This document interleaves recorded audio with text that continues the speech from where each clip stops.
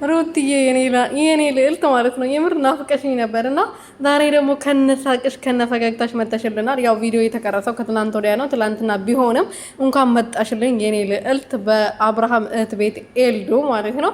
በእሷ ቤት መታለች እንግዲህ ልዕልቷ።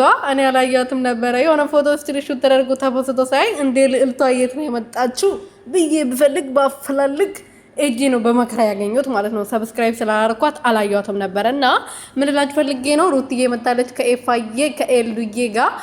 ኤልዱዬን በጣም ነው የምትወዳት። በጣም ብዙ ነገር አሳልፈዋል ታውቃላችሁ። ከዚህ በፊት አብርሃም እንደዚህ ሳያጠግብ ሳይፈላ ሳንተከትክ ማለት ነው።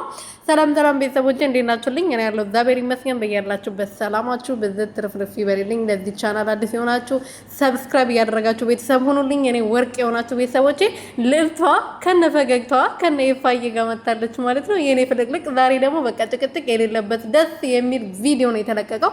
ከትናንትና ያው ቀጥሎ ነው የተለቀቀው ማለት ነው። ትናንትና ከአብርሃም ጋር ከሰራችሁ በኋላ በዛው ደግሞ ቀጥሎ አንድ ላይ ኑ ነበር የተባለው ያውሩት እና ኤፋዬ ደግሞ አሁን ጥሩ ነገር ላይ ስላልሆን ነው ማምጣት ያልቻልነው ታውቂያለሽ ሁሉንም ነገር ብላ ስታስረዳት ነበረ።